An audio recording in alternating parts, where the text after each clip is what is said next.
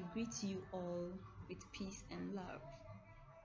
The topic today is on post-harvest losses.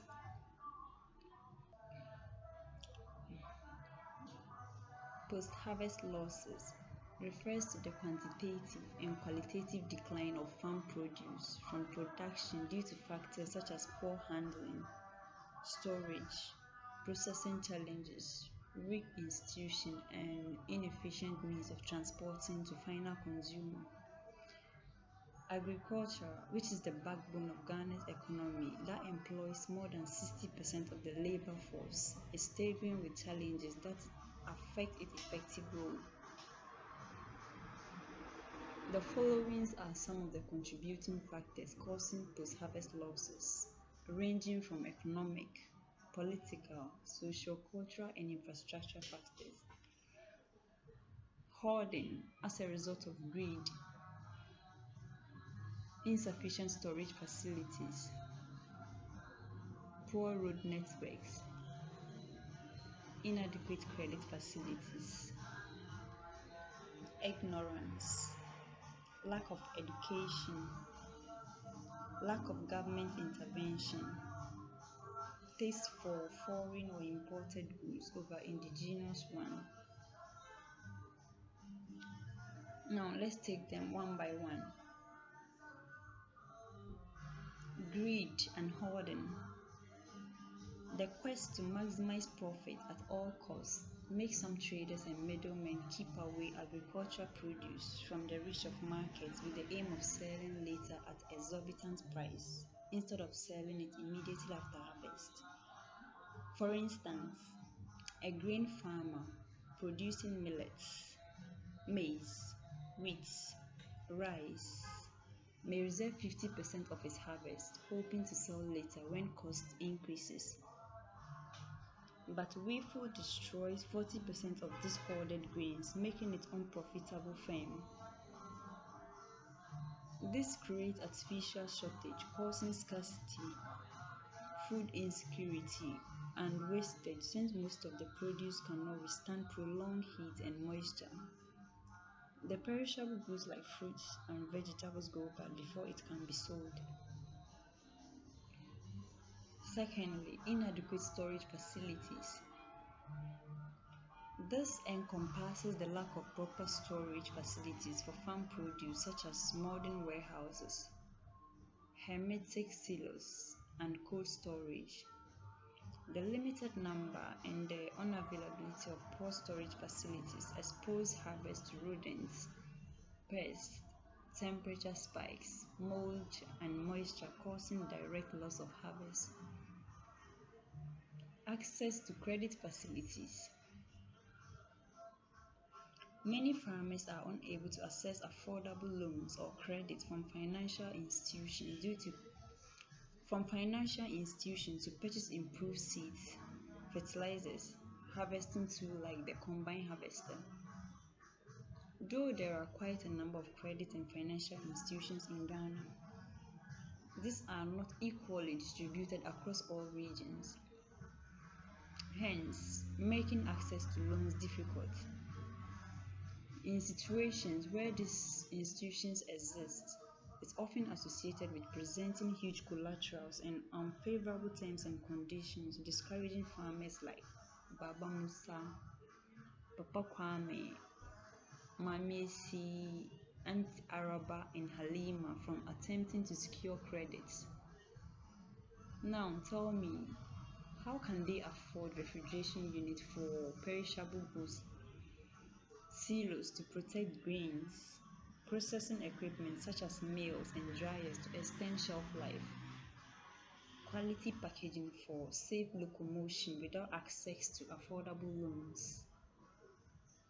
This financial constraint coerces them to keep relying on traditional and ineffective methods to sell all produce as soon as harvesting to same hoarders at low prices just to generate quick cash for capital.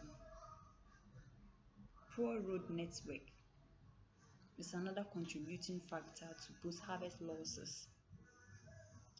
Dilapidated, unpaved, bad and inaccessible roads makes it difficult and become very expensive to transport produce from farms to market on time. Poor roads make journey from farms to distant market much longer. Highly perishable items such as banana, tomato, leafy veggies, every hour counts. Bumpy rides bruises and damages yam, potato, and so on, making them susceptible to rapid rotting. Again, vehicles wear out faster and fuel consumption increases, making it costly to transport goods. For this reason, cost is usually passed down to farmer, reducing farmers' profit margin and discouraging most of them. Taste for foreign goods over indigenous one is another contributing factor. Many people have developed strong taste for imported goods over the locally made. This is because it is believed to be of high value, quality, and the social status associated with foreign products as compared to the indigenous ones. According to Zainab Empire, there is nothing wrong with having strong taste for quality and having standard. However, the problem is people having inferiority complex, copying culture blindly, not being true to themselves, failing to recognize themselves as Africans and Ghanaians, not supporting and patronizing their own to develop, and the negative mindset among blacks toward their fellow being to attain riches at all expenses to the detriment of the have-nots, the vulnerable, and the voiceless. A true African and a Ghanaian is a queen or king. That is who we are.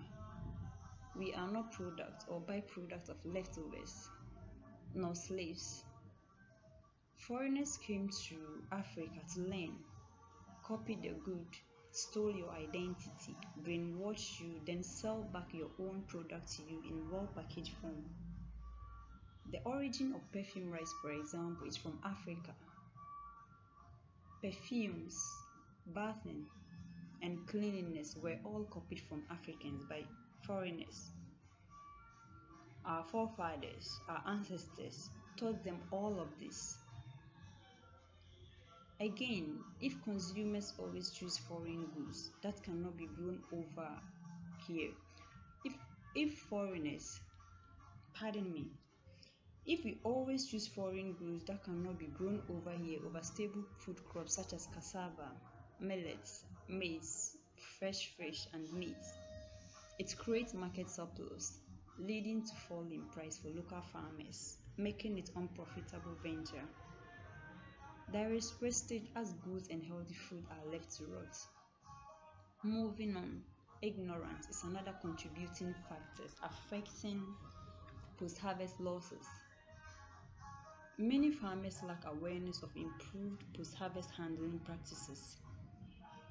For instance, using pallets to avoid direct ground contact, grading, packaging, and curing root crops.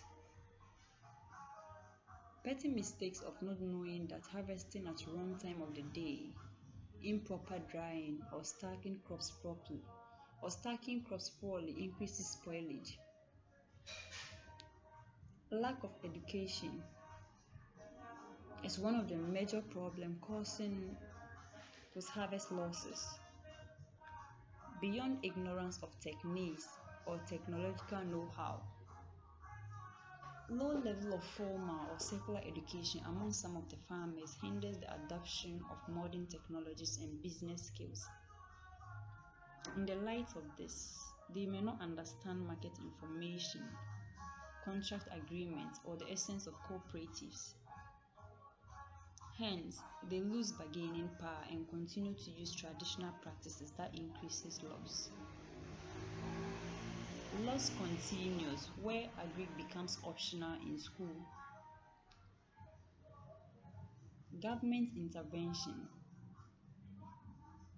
Weak government policies and poor regulation of food supply chain contribute to post-harvest losses. The lack of state-owned backup storage, processing plants, trained farmers, and extension services make farmers depend solely on outdated methods, which lead to annual losses. Also, without subsidies and price stabilization, farmers bear all risks.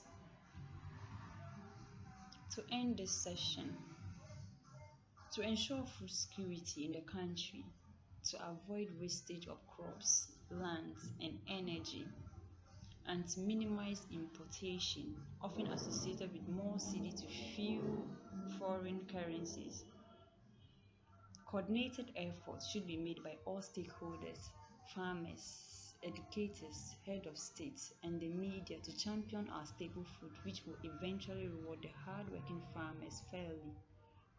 Food supply to boarding schools can be purchased directly from local farmers. Food supply to prisoners, donations, and supply to national players should be secured from indigenous producers. If people can order meals from foreign just for lunch and dinner, why can't Ghana or local producers send staple meals across borders? I guess these are questions for the gods. Thank you for staying by.